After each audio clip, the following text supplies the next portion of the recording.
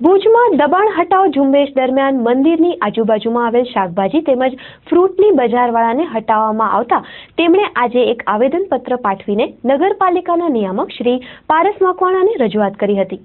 તેમણે જણાવ્યું હતું કે તેઓ છેલ્લા ઘણા વર્ષોથી ભુજ સુધરાઈની મંજૂરીથી તથા પરવાનાથી જ ભાડાની રકમ ચૂકવીને ધંધો ચલાવી રહ્યા છે।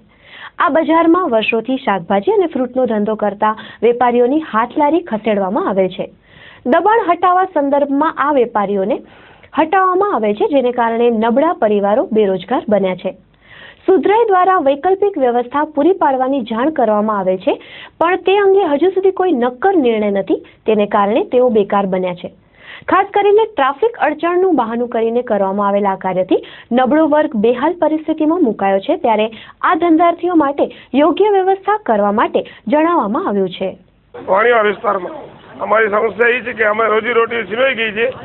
જે અમારો હાથ ગાડીને ધંધો હતો એ કાઢી નાખ્યો છે અને આજે મકવાણા સાહેબ કને અમે રૂબરૂ આવ્યા છે કલેક્ટર સાહેબને આવેદનપત્ર આપવા, પણ કીધું કે અહીંયા કાંઈ પણ થઈ શકે નહીં અને આ બાનમાં અમે કોઈને લેવું નથી અને કોઈને પણ અહીંયા અમને બેસવા દેશું નહીં, આ રીતનું કીધું છે। વિકલ્પો સૂચ્યા છે, જ્યાં ધંધો ના હાલે અને અહીંયા વિકલ્પો શું કરીએ જઈને અમને જો અહીંયા માર્ગ મળે તો જ અમારો ધંધો થાય, નકર ન થાય તો ગાંધીજીને માર્ગે જશું અમે ઉપવાસમાં તો ઉતરશું। અમે 19 જણા છીએ। પરમ દિવસે ડિમોલિશન ડ્રાઈવની અંદર જે નડતરરૂપ કેબિનો હતી એ બધી હટાવવામાં આવેલી હતી અને એ કેબિન ધારકો આજે આવેલા હતા। એ લોકોની મુખ્ય માગણી એવી હતી કે ઘણા વર્ષોથી એક જ જગ્યાએ ધંધો કરીએ છીએ તો અમને ત્યાં જ ઊભા રહેવા દો, પણ જો ત્યાં ઊભા દેવામાં આવે તો ટ્રાફિકને અડચણરૂપ થાય છે અને રસ્તામાં પણ એ નડતરરૂપ છે, માટે એ જગ્યાએ તો ના જ ઊભા રહેવા દેવામાં આવે, પણ નગરપાલિકાએ એના માટે સહાનુભૂતિપૂર્વક વિચારે એ લોકો 4 થી 5 જુદી જુદી જગ્યાઓના પ્રપોઝલ લઈને જાય કે આ જગ્યાએ ઊભા રહેવાથી નગરપાલિકાને પણ નડતરરૂપ નહીં થાય, લોકોને નડતરરૂપ નહીં થાય અને એ લોકોની રોજીરોટી પણ ચાલશે।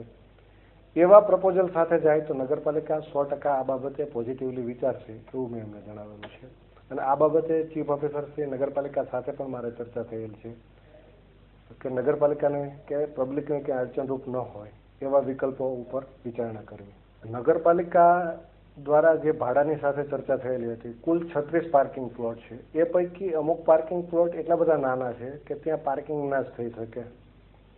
જે મોટા પાર્કિંગ પ્લોટ છે એ પણ ખુલ્લા કરાવવાની કામગીરી હાલમાં હાથ ધરવામાં આવશે જ તે અને ત્યાં પાર્કિંગ કરવા માટે પણ વ્યવસ્થા કરવામાં આવશે।